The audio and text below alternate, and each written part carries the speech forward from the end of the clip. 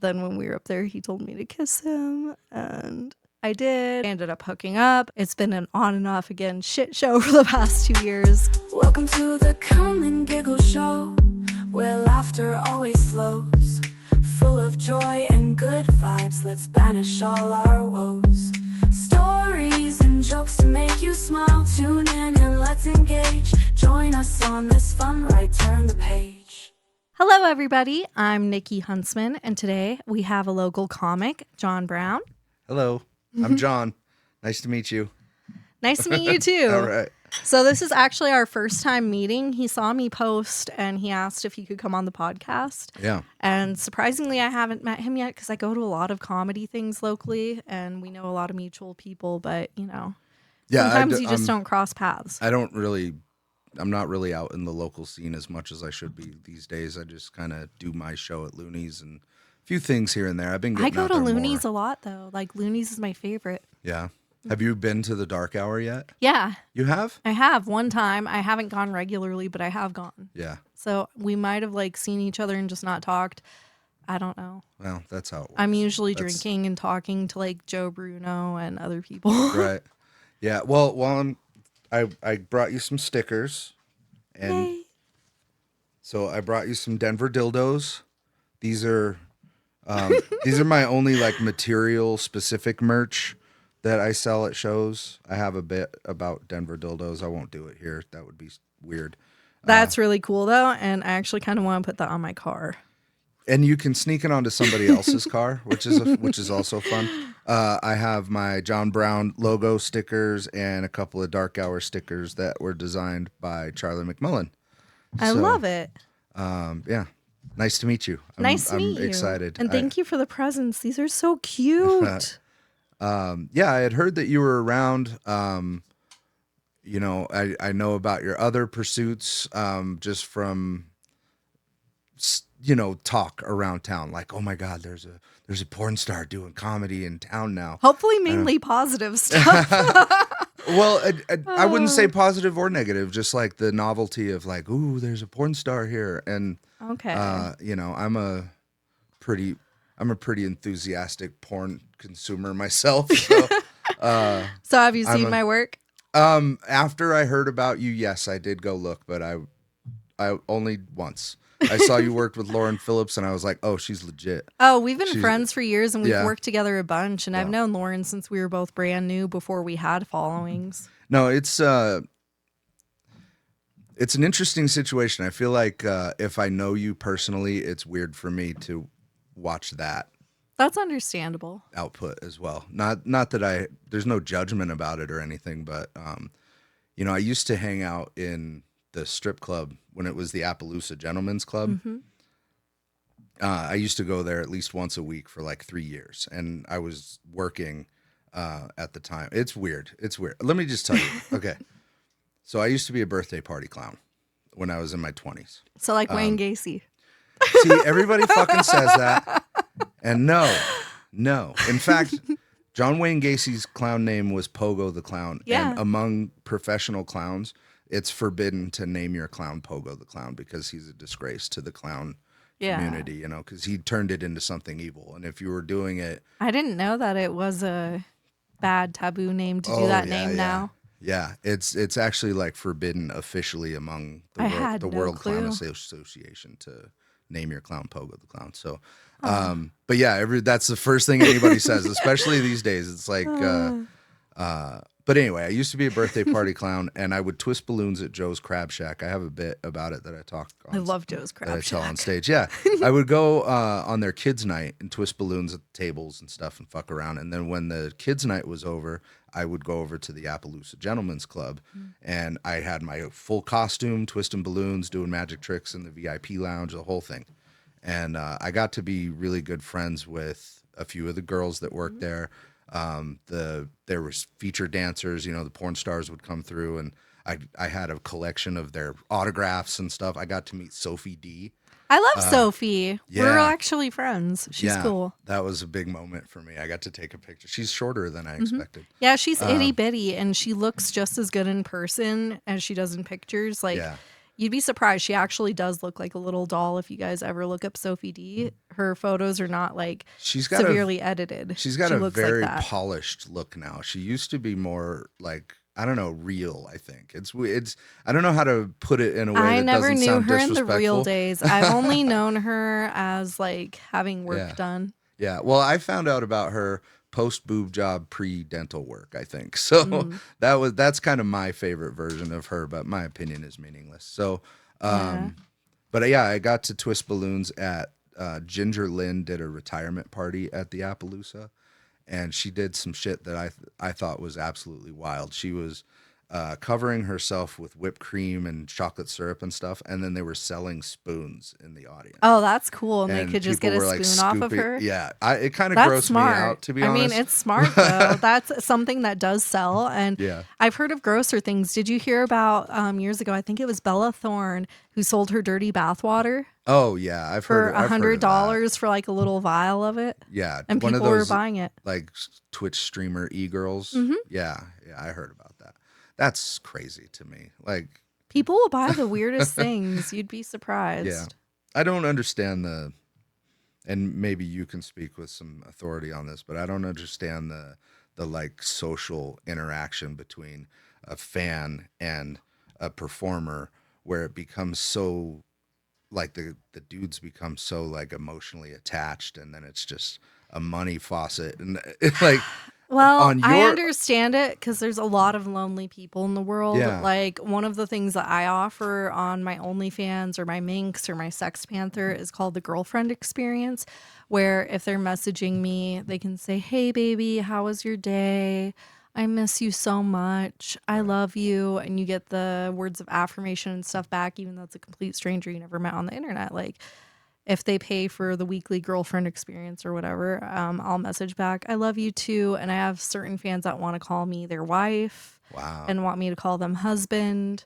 And they want it to be more romantic and not just sexual. And they want me to ask, like, "How are you, baby? I've missed you. I've missed you. I love you so much." Like, people will pay for that because they're just so lonely. Right. Which is both sad, but it's also a good thing because money. Yeah, well, and I definitely understand a thing or two about loneliness, but I don't know. I feel sad for people that are lonely to that level, and I will say I appreciate that there's somebody out there that acknowledges that, and hopefully, I don't know. I don't mind being a companion for people that are lonely. Right. I have no problem doing it. I even did cuddle comfort for a little bit. Yeah. Yeah, which is where people can just pay you to come cuddle them and pay for physical affection. That's not sexual. You're fully clothed, but you hold them or they hold you. And it's just having that human touch because some people just don't get that. Wow. I've always wondered if there would be a market for that, for like a big fat dude to anybody can do it. Come cuddle with me because I'm soft and warm. Yeah, no, people would pay for it because it's not an appearance based thing. It's more or less the comfort, the heartbeat, the warmth. Like, people that are just really, really lonely and craving attention and attention starved. So technically, you could be on cuddle comfort. The internet's a weird place because as soon as I became single. The last time, it was like I changed my Facebook relationship status and I just made it private. I instantly started getting emails and like cuddle comfort type stuff. Just random porn bots. "Hey, baby," broken English.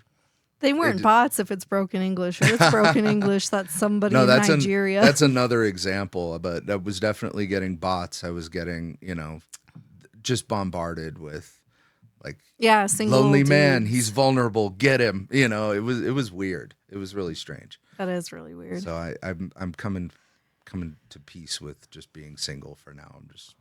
I'm so happy I'm single. Yeah. I've been single for a few years. I don't do online dating because it's terrifying. I've never had a good experience with it. I like to meet people organically, but even then it's kind of like, it's so disappointing. Most of the time, I don't like people. I don't click with them. And then when I do, it's like things don't always work out. Yeah. It's unfortunate. Well, I think oftentimes we let perfect be the enemy of good. And when you see a couple of little flaws, you go running. because like, oh, that's a deal breaker. I don't go running over little flaws, but there are certain things that are like slightly more important. Yeah, my latest experience was a lot more vague, and it was 3 months, but it was serious months. It was like we started out immediately like, we're together. We're not just dating. You're my girlfriend. I'm your boyfriend. I met her kids. We hung out together. Like we were making a serious attempt at it. One day out of the blue, she just kind of, I need to talk to you. And she had real vague reasons why. And I just don't think I have the space to be a good girlfriend to you and stuff. And I'm like, God damn it. You had me contemplating if I was ready to be a stepfather. I'm thinking about what it's going to be like to walk your kid down the aisle. Like, Yeah. and now I'm completely cut off from these kids. I wouldn't say that they loved me, but It's hard when you form that bond and that liked me. attachment, though. It's really, really hard. With us, like over the weekend, that was our like little first time of me meeting the boys and actually trying to interact with them. And it went well up until the point that he was tormenting the cat. Yeah, you can't be tormenting the pets. Yeah. Besides that, he was great though, and the kids were great. Like it was a fun night up until that point. Right. And I was like, damn it, this happened when I'm like making out with him and I'm trying to get laid. I was trying so hard to get laid that night. Oh, fucking figures. Kids get in the way. That's why I didn't have any. Cock block. Yeah, my words of wisdom that I have for parents is being that I don't have any kids of my own is I just know from experience that kids will be adults for a lot longer period of time than they were kids. Yeah, And so you let them be kids, but also try to correct them and try to like make them decent human beings so when they are adults, they don't suck. Yeah, exactly. And they're going to remember how they were treated when they were kids. It's not like they just become adults and all of that's just in the past. Mm-hmm. Like, no, there's accountability to be had there. I've had that. I just had a pretty deep conversation with my dad about all that. Because I'm 46. My dad's in his 70s. Like, he's probably not going to, he's definitely not going to be around forever. We remember it for sure, and we hold certain things against them. But also, I look back at certain things, and I'm like, man, I was a little shit. I did deserve X, Y, Z. Yeah. Especially now as a parent. Like that was about half of the conversation with Dad was like, yeah, I know I was a dickhead, but, so were you. So yeah, and you look back at it, though, and you can compare things and be like, you know what? Now I get it. Because, like, as a kid and in the moment, it sucks when you get in trouble for things, but then you look back at it and you're like, you know what? I actually did deserve that because I was being a little shit. Yeah, my dad has seen me do stand up once.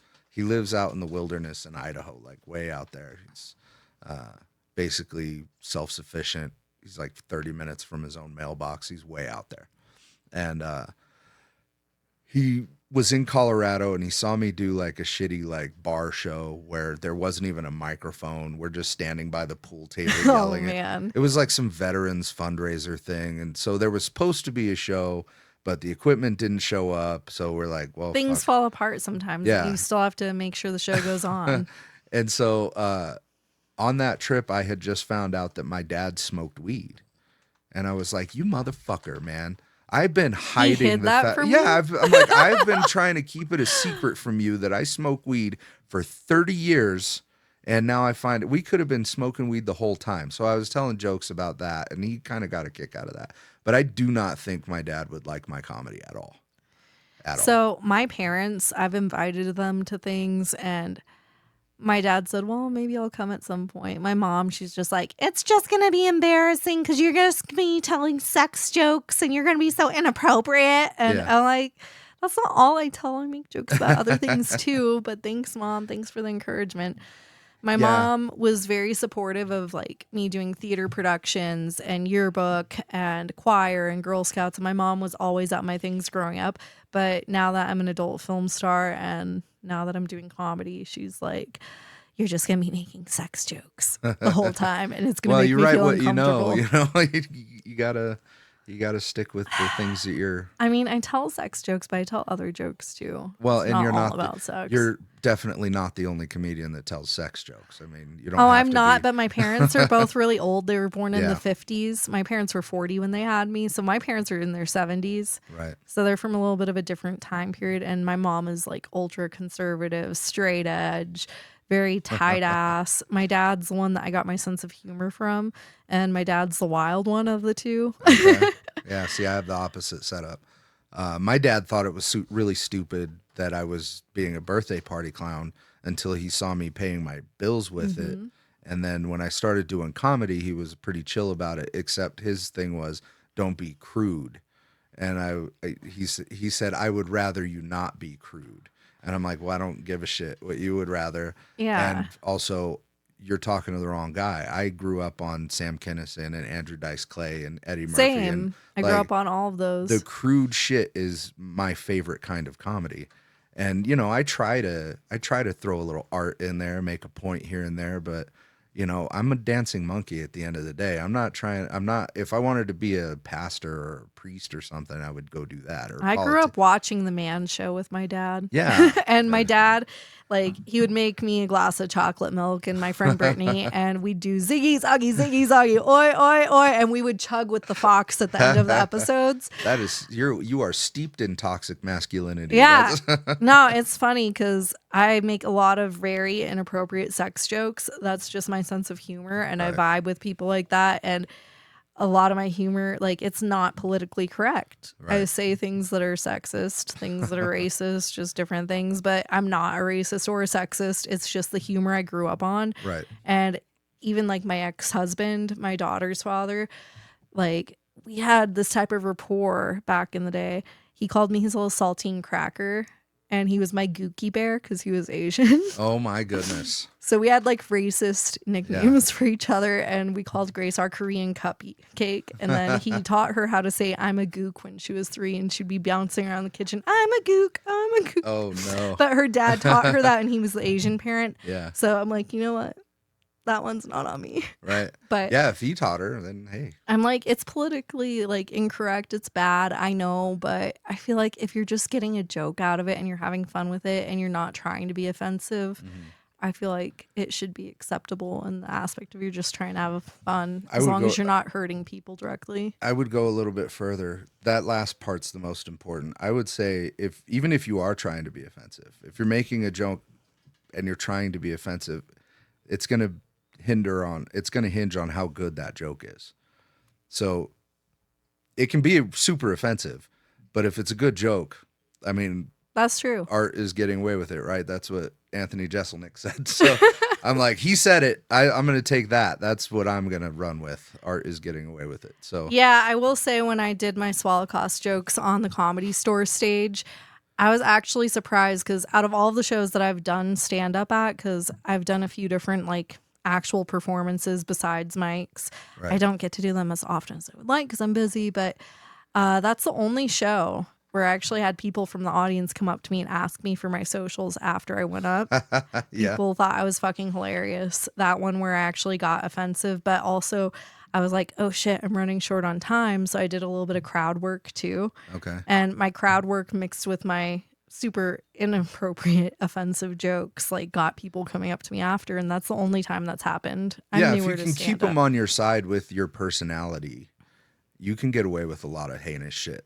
And that's the line that I like to walk. That's why we do the dark hour. It's the all dark, dirty, inappropriate comedy. I've only seen it once. It was hilarious. Well, it was and really good. we market it like that because we don't want people to come and bitch at us after the show about something that somebody said. Yeah. Because that's exhausting. Like, nobody gives a fuck if you got your feelings hurt.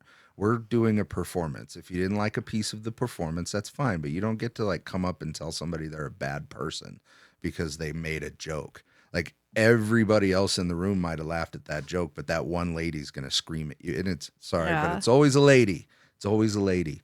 It's got to be the Karen in the audience. Right. I would say 90% of the time it's a lady. But I've got pretty awful shit that I say where I've had combat veterans come up and tell me that is the exact kind of humor we use out in the field. I've had first responders come up and say, oh my God, dude, that's the kind of shit we say when there's no patients around. And that's the gallows humor is the sense of humor that I'm looking for. That's the sense of humor that I like, and it's more what I have. It's harder for me to do clean jokes and clean shows. It's doable, but it's harder for me. It's just not my personality. Well, no, that's not true. I've done it. Try it's once. just not easy. It's harder. It's a lot harder when you're trying to be clean. That is true. That is true. But I, creatively, I don't see any reason to put myself in a box. If I can crank out material over here, Yeah. why would I put the brakes on and say, oh no, I can't say curse words or I can't talk about certain topics? If the creativity is flowing, let it flow. So I never really put much stock into, yes, please, into trying to work clean. One time I had already been a working feature at Loonees for a couple of years. I probably was way off mic. But Eric came up and he told me, hey, try to work clean for the first 15 or so minutes. And I was like, what are you talking about? Who are you talking to? Because you've known me for a long time and I have never once tried to work clean. Never. And he was like, well, I lied. I think I was a host at that point, but he was like, well, the host is supposed to be mostly clean and you leave a little bit on the table for the feature and the headliner. I was like, fuck the feature and the headliner. My job is to smash, dude. I'm a comedian. I'm not a host by trade, bro. I'm here to be a comedian. So that sounds That's good, super though. arrogant, but I used to have a pretty big chip on my shoulder. Like, no, I'm doing what I do. You don't get to tell me how to do it. If you don't want to pay me to do it, that's another conversation. But I'm already here. You know what I mean? I'm not going to work clean for the first time. I think it's better to be yourself and go with the flow because otherwise you're stifling yourself. Yeah. And when you hold back, it just messes with your performance. Well, and I understand his concern too because he's running a club and it's a different his mindset is more business and mine is more performance. And so there is some conflict there sometimes, but there needs to be at least a halfway meeting ground though. Yeah. That's how I see it. and I've definitely butted heads with the machinery of comedy. Yeah. And I think that holds me back quite a bit because right before COVID, I was like jumping off the cliff to go on the road professionally. And then COVID happened. Oh no. And so I had a panic attack for like a year. I didn't have a job. I had just cashed in my retirement fund. Fuck. So I ended up stuck at my mom's house for a year and a half, like That's so living hard. off of my retirement money. Like, what the fuck am I going to do with myself? And then shows started happening again. And it's like, well, okay, but all that money that I had saved up is gone. So I got to get a job. So I'm basically starting from scratch. And I'm just now getting back to the point where You're stable. it's time to get back on the road again. But I'm 5 years older and, it's a different world now. That's a good thing though. So I'm actually really curious about how you Stumbled went from into one comedy. yeah, how you became interested in doing comedy. So, a couple years ago in 2022, I decided to go to my first live comedy show at Loonees Yeah. ever. And the main act, I'm not going to say his name because we're still friends and we're still an on and off again thing, was catcalling me from the stage when he was up. Oh my God. And he had Eric come down and tell us to go up to the VIP with him The afterwards. VIP. Yeah. Upstairs to the green room, Yeah. to the VIP to the green room. It's very exclusive. Very. So we got summoned to the green room, me, my friend, her mom, and our other friend. And then when we were up there, he told me to kiss him. And I did. I liked him. We went out to coffee the next day, ended up hooking up. And then I went and stayed with him in Vegas for a bit. And it's been an on and off again shit show for the past 2 years because it's just very up and down. He's a great person, but a little bipolar. But that happened. And during one of our off periods, I was kind of depressed and mad at him because he was ghosting me out of nowhere when we didn't even have a fight. Son of a bitch. Yeah, I was very upset. And I got drunk and went to an open mic and I recorded it. And it wasn't the best. But here's the thing. Also around that time, I saw him post online that he was going to be doing a contest open for me type of thing where he was taking submissions. I got really drunk. I did a thing shit talking him without using his name and I submitted it to his thing. Nice. Anyways, I submitted my Disneyland material to him and it was a really shitty open mic, but I got drunk and I was ballsy and I sent it to him and yeah, he got the message. So you got into comedy by breaking one of the number one rules of comedy, which is don't fuck other comics. I like There's a lot of people who break that rule. So I like comics. we're very charismatic. I like funny people, but no, I got into it because I fucked a comic, and then I was like, well, fuck it. You want to piss me off? I'm gonna be a comic too. I'll show you. I'll put myself through misery and humiliation. No, I'm actually kind of struggling with something right now because I'm working on material that's from a date, and I'm discussing a very specific sexual experience that I had with this date, and this person is local. So, So they it's could not hear another about it. comic, but there is a small chance. And if she heard it, that I'd been talking about it, she'd know for sure that I Ooh. was talking about her. So I'm trying to figure out how to navigate that. But also, fuck you. That was my experience. With me, I I didn't don't say your really name. care. Personally, I don't care as long as you're not using their name and directly calling them out. Right. I think No, that if you're not using their name, it's not a big deal. That's Yeah. how I look at it. I mean, if I was still in an active relationship with her, my policy would be, I wrote a joke about you. Here's the joke. How do you feel about this? You know, we figure out a way that it works so that she's not uncomfortable. But I'm not dating her anymore. Like, because of this experience, I was like, no, thank you. Yeah, no, I don't know. I don't see anything wrong with it as long as you're not using their name. And plus, sometimes they'll get a kick out of it.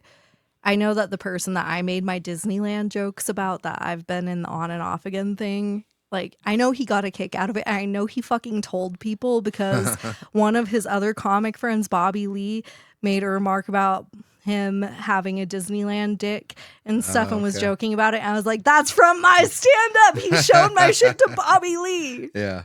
Wow. So I'm like, You made it. because Disneyland's my nickname that he gave me. He called me Disneyland because I've given him like little Lilo and Stitch presents and stuff before.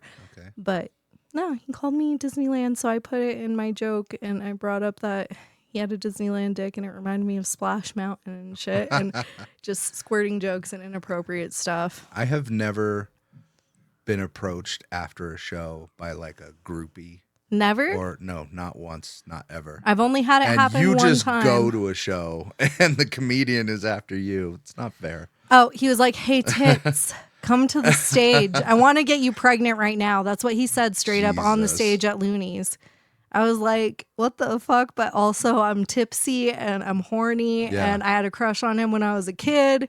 I liked him when he was on VHS. So fuck it. Some guys have all the luck, man. If I say that to somebody, my chances of that person being receptive to it, like, he won the lottery. So he said that, and my best friend was like, you don't have a chance. And he was giving her a dirty look. I was like, shush, shush, shush. And then shortly after that, Eric came over and told us to go to the VIP. I almost feel like we should change the subject because I know who you're talking about. You do? I do. Were you there? And, no, but I've heard things, and I don't want to like. I don't want to give it away. You know, I don't want to spill the beans. So, but no, it's so weird how different life is for attractive people versus like us normal trolls. Like He's not the like difference in the experience is just. he's like, not like drop dead gorgeous or anything. I mean, Right. he's handsome, but he's old. Not everybody's into him. I had my friends judging me for liking him. I don't think you're thinking about the same person. Okay. It's not somebody that's like a young Adonis, Right. you know? Okay. He's good looking, but it's mainly his personality. And he has a nice dick. I'm Cool. going to leave it at that. Well, I'll leave it at that. here's to nice dicks. And comedy. Yes, comedy especially. I will say, if you're funny and you can make me orgasm, I like to come and I like to giggle. Oh shit! Oh shit! You worked in the name of the podcast into the conversation. Why do you huh? think I named it this? I'm an adult film star who likes comedy. Yeah, no, The Kum that's- and Giggle show. I was impressed with the name. That's pretty good. So I thought of it when I was outside of a come and go. Yeah, I was like, huh. I was I trying drew to think that of connection. podcast names. yeah. I drew that connection too, and it made me sad when Come and Go closed because I would giggle every time I heard the name. It was one of my favorite places. Yeah, it's a great spot. I loved it. I don't know, man. I always, ever since I was a little kid, like I would get in trouble for telling dirty jokes on the playground and stuff. Like Same. I ended up in the principal's office for that a couple of times, and I would recite favorite stand-up bits to my friends. Like, oh my God, Yeah. I heard this Dennis Leary bit, and I'm screaming at him in the parking lot. But it never even occurred to me to do stand-up until I was like in my 30s. So here's the thing. I loved stand up as a kid. I would always watch Comedy Central and stuff, and I would be joking around with people and telling jokes as a kid too. But I didn't even know how to get started. And I know this is going to sound really retarded, so don't judge me. But I used to think open mics were just kind of like going to karaoke. Like you just go and you have fun. That's why I had no problem going up and just getting shit faced and talking shit. I didn't know that's how you audition for clubs and for shows and how you network and how you get into stand-up. I didn't know that. It's basically the job interview of stand-up I didn't comedy. know that, and I just, I actually got really mad when Marvelous Mrs. Maisel came out. I had already been doing stand-up for about, I don't know, 3 or 4 years. I keep hearing about that show. I've never watched it. It's a fucking disaster. If you're an aspiring stand-up comedian, don't watch it. Don't watch that show because it's so unrealistic. And I caught a lot of heat because I said pretty publicly, like, don't chug a bunch of whiskey and go up and screech about your bad day. You're wasting valuable stage time. People like us are working on we're trying to polish material that we meticulously write word for word. Like, please don't do that. That's what I did when I started. I know. And I will say, though, even though it wasn't the best thing I've done, the owner of 3E's did come up because he thought I had potential. And it was supposed to be 2 minutes, and they left me up for 5 because they thought I was doing good enough. Yeah. And I was getting a little bit of giggles. It wasn't completely terrible, but it was my first time going up, and it was improv. I was just talking shit and making puns. Right. Well, I don't even want to address 3E's. That guy went up and said a lot of stuff to a lot of people, and yeah, I don't want to go down that road. But well, that's where I started, and I thought he was nice. No, well, and that's kind of what I was talking about when I first started. Like, I used to have a chip on my shoulder. Like, I get kind of impatient with people who are doing it for different motivations than what I have. And my only motivation is that I want to pay my bills doing comedy. That's it. I don't care about being famous. I don't care about having 1 million TikTok followers. None of that. I just want to pay my bills going around doing shows. And so when I go to like open mics and things like that, I see people coming at it from different directions, and it was always frustrating for me. Yeah. And I had to kind of figure some of my own stuff out and be like, well, what they're doing has no effect on what I'm doing. You know, I can still do things the way I want to do it and just not associate with that level of it. After my first couple tries is when I started to actually take it seriously, when I realized what it was. Yeah. But I didn't know what it was. I thought open mics, like I said, I thought it was like karaoke. You just go and have fun.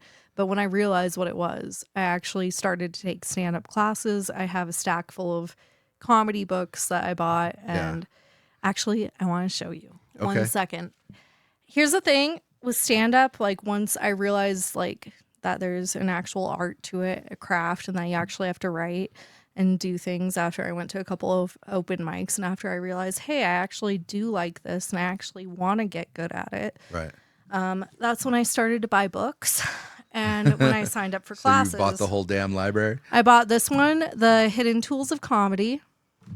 I bought this one, The Serious Guide to Joke Writing. How to Fail at Stand-Up Comedy. Mastering Stand-Up. I didn't know failing at stand-up comedy was a book you could write. I could have wrote that 10 years ago. Well, it tells you the do's and don'ts, and it tells you like how to behave and how to be professional, what to wear, what not to wear, how to book your shows, how to create your sites, how to network. Okay. It's actually really valuable. I'd have to say this one, How to Fail at Stand-Up Comedy by Steve Sabo, is probably one of my favorites out of all of the books. And I really like this one. The Comedy Stores one, it's The Secret to Stand-Up Success by Sandy C. Shore. That one's really good. And I bought Truth in Comedy, How to Kill in Comedy, the Comedy Writing Self-Taught Handbook. This one's really fucking boring. I don't like this one. That one sounds boring. It's boring. Very technical. The cover of it is boring. This one is extremely technical. This is boring. I will say, out of all of these, probably my top 2 recommendations out of all of the books I spent a lot of money on Amazon are How to Fail at Stand-Up Comedy, and then the one from the Comedy Store by Sandy Seashore. Those are the best. See, I've never gone that route. I've never taken a comedy class. I've never read a comedy book. a how-to or anything like. I just kind of winged it. I always wrote stuff as a kid. I would write little short stories and stuff. I'm good at winging it and doing improv, but Yeah. then you forget where things hit sometimes. And I've gotten better about trying to remember to do my voice notes and record things now. Right. But I was like, you know what? I want to start actually taking it seriously, and I want to try to learn, and I want to try to write. I don't mean to say that I wing it on stage. I write pretty meticulously, but I've never done like a class or like an academic study on how to do it. I've just written and performed, and then through the practice of doing it over and over again, figure out what works. And actually, I'm kind of frustrated with my own act right now because I've been doing the same act for a few years now, and it's super sharp. It's sharp. I've got it there. Like, it should be recorded by now, and I have a lot of tape. It's just kind of tape out there, but yeah, it's never. I'm not opposed to that sort of thing, like comedy classes and stuff, because some comics, they're fucking With nerds. me, I feel like hobbyists. I and stuff. didn't need it, but it's Yeah. one of those things where it's like, if I'm going to do this, I want to actually take it seriously and I want to be good. Yeah. And there was part of me that's competitive, and there was that little part of me that I'm like, you know what? I'm going to make it to where I'm good enough at comedy and adult work to where you see me everywhere with both adult and comedy, because I'm bitter. Right. And one of the things is, like, when I first started doing adult work, I started doing it because I was mad at an ex. And I love the fact that I pop up on like the front page of Pornhub and other places all the time and remind him of me for years to come. So if I could do that with both comedy and porn and just be everywhere and remind exes of me. That's diabolical, nonstop. man. I'm gonna stay on your good side. I would love it if I could just get a couple Netflix specials be popping up on their Netflix on the front page. That's kind of my goal. Yeah. I kind of want all my exes to be reminded me at every corner. Oh shit, she's on Netflix. Well, Oh imagine shit, that- she's in this movie. Oh shit, I just pulled up a porno and here she is getting railed by 20 guys. And that could potentially be the same guy. He's like, well, fuck Pornhub because she's all over that. Let's go to Netflix, and now she's over here. Yeah. God damn it. Yeah, that's Just take evil, away man. all of their sources That's of evil. entertainment. If my ex was all over, I would be living where my dad lives, up in the forest. If my ex was all over the internet, fuck that. Yeah, I'm that type of person. Okay. All right. Good to Hey, know. best form of revenge is success. That's right. It's positive. It's a good way to do it, because then you can just make people hate and be jealous and be like, damn, I missed out. I love giving them that FOMO. I have always been of the opinion that if you don't have at least a few people hating on you, you're not working hard enough. I agree. You're not doing it right. But I've never been opposed to like classes and academic approach to writing material, because in my clown days, I took a shitload of clowning classes. I think it just There was adds a lot of to balloon it. twisting and stuff like that. So even if I felt like my skill level was above the level of this Mm-hmm. class, if I learned one thing that I can then put in my tool belt, then it's worth the effort. And it just fine tunes you. Right. Is how I see it. It fine tunes it, because you can be a really funny person, but you can still need a little bit of fine tuning here and there. Right. Well, and so how serious are you about comedy? Like, you just said you want to be on Netflix specials. Yeah, I'm Right. serious about it. It's just more or less making the time because I juggle so much. And that's one of the things I'm hoping will eventually lighten up a bit and I can focus on it more. Yeah. Because I have two 15-year-olds at the moment, which means they're 3 years away from 18. So in the meantime, I kind of just want to hit mics, practice, write, do things. Yeah. The thing is, I've only been doing comedy for a year, and I've heard most people it takes 5 or 10 years before it like starts to take off, and before your writing gets solid enough and you get enough time on stage and other things. So I'm a baby comic. I have time, and I feel like once the kids are graduated from high school or out of the house or whatever in a couple of years, it might give me more time. Yeah. That's one piece of advice that I've always given to younger comedians is, one, just keep doing it. Just do it. If you're serious, do it. Do it, pace yourself, don't try to stress it, is how I see it. The way I see it is, right now it's a hobby for me. If Right. it eventually becomes a thing, it becomes a thing. But I honestly care more about getting the publicity in the Netflix special than I do about the paycheck. I will do that for free. Yeah. I'm just saying, Because I the will do it exposure for will free. pay dividends. I in the just long like run. the idea of having myself out there to rub in people's faces. I've also seen many times people get in and they're crazy enthusiastic right off the bat, and they're posting every open mic set on YouTube. And I don't post every single thing I Man. do. I'll post certain Yeah. ones, even if they suck. There are certain ones that I will post just so that I can see my progress over time. Right. Well, and I speak from experience. There is really bad material of me out there where I was getting paid to do comedy. Like I was on stage at Loonees getting paid, and it's bad. Like I do not stand by the material. It's embarrassing, and I can't get it taken down because I lost Well, it's the good though password. because you can see the growth though. Yeah, but I I like just, seeing it's the one of those growth. things like I don't mind seeing it, but I don't want other people to see I it. don't care. I leave it up. I'm going to leave it up forever. Yeah. I have some of my really crappy open mics that were from when I first started. And you know what? I will leave it up forever, even if I become like one of the best comics in the world, because I like the growth and I like that people can compare and not think that I was automatically perfect off the bat. Right. I've also never been very studious about recording myself because I've always had the attitude of like, well, if you missed the show, you missed it. Tough shit. I don't So do I it don't every record it that time. much. I don't do it every time. I record once in a while, but I don't do it every time. I'm bad. I need to do it more often because I feel like it helps you decide like which jokes to keep and which ones to get rid of if you're recording. Right. So you can look back and see what hit and what didn't. I'm really bad about like turning my voice notes on. I need to do that more. Yeah. Well, we're getting towards the end of the show. I would love it if you could write your name on the wall. 719, baby. All right. Love it. And do you have any upcoming shows that you would like to promote or anything that you want to discuss real quick before we finalize the show? Well, I mentioned while you were grabbing your books that we have the Dark Hour coming up November 8th. Just follow Loonees Comedy Corner website. Okay. Look for my name. I'm Bandana Republic on TikTok. I'm not super active on there, but I have some clips up if you want to go check them out. That's about it. Dark Hour at Loonees and Bandana Republic on TikTok. What about your Instagram? I don't 719 John Brown. I'm not super active on Instagram either. I mean, but it's so good to promote it though Yeah. and add the tag. yeah. That's actually like I'm in that phase right now where I'm trying to turn my socials into more promotional stuff and less just like keeping in touch with friends.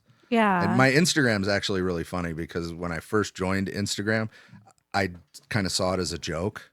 And I only followed like large-breasted porn stars. That's everything that I had. It was Lisa Ann and Sarah J. Like all the. Oh, I love Sarah. All the. She's a sweetheart.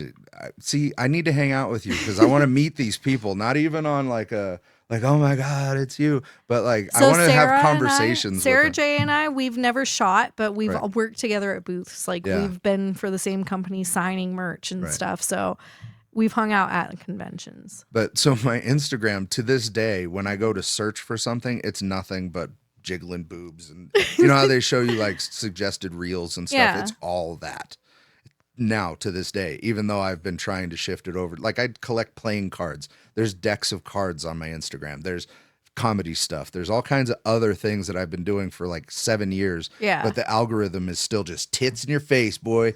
And it's actually kind of weird. Like I can't open Instagram in public because That's funny, it looks like though. I'm looking at porn.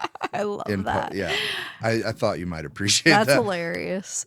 All right, but Okay. that's it. That's John Brown. Come Well, see me. thank you so much. You're amazing. I appreciate you coming on the show. Yeah, thanks for having me. Thank you, everybody, for tuning in to the Come and Giggle podcast. I'm going to make like a banana and split.